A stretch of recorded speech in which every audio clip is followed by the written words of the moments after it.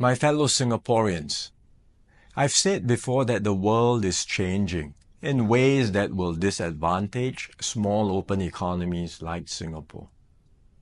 Some had previously questioned this assessment, but the recent Liberation Day announcement by the US leaves no room for doubt. It marks a seismic change in the global order. The era of rules-based globalization and free trade is over. We are entering a new phase, one that is more arbitrary, protectionist, and dangerous. For decades, the US was the bedrock for the free market economies of the world. It championed free trade and led efforts to build a multilateral trading system, anchored by clear rules and norms, where countries could achieve win-win benefits through trade.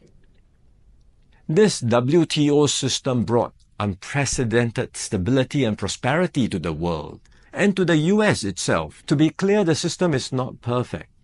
Singapore and many others have long called for reform, to update the rules and to make the system better. But what the US is doing now is not reform.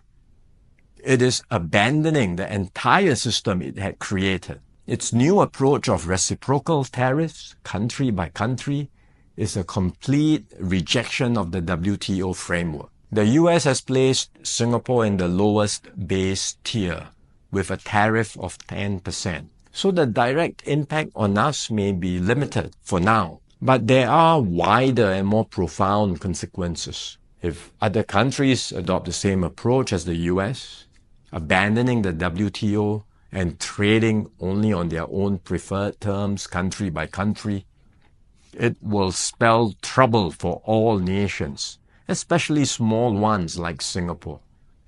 We risk being squeezed out, marginalized, and left behind. We can also expect a strong global response to America's tariffs. Singapore has decided not to impose retaliatory tariffs, but other countries may not exercise the same restraint. The likelihood of a full-blown global trade war is growing. The impact of the higher tariffs, plus the uncertainty of what other countries may do next, will weigh heavily on the global economy. International trade and investments will suffer, and global growth will slow. Singapore will take a bigger hit than others because of our heavy reliance on trade. The last time the world experienced something like this was in the 1930s. Trade wars escalated into armed conflict and eventually the Second World War. No one can say how the current situation will unfold in the coming months or years.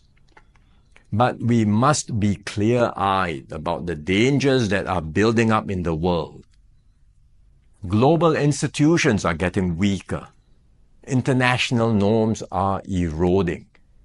More and more countries will act based on narrow self-interest and use force or pressure to get their way. This is the harsh reality of our world today. We will stay vigilant. We will build up our capabilities. We will strengthen our network of partnerships with like-minded countries. We are more ready than many other countries with our reserves, our cohesion, and our resolve. But we must brace ourselves for more shocks to come. The global calm and stability we once knew will not return anytime soon. We cannot expect that the rules which protected small states will still hold. I'm sharing this with you so that we can all be mentally prepared, so that we will not be caught off guard. Let us not be lulled into complacency. The risks are real and the stakes are high. The road ahead will be harder. But if we stay resolute and united, Singapore will continue to hold its own in this troubled world.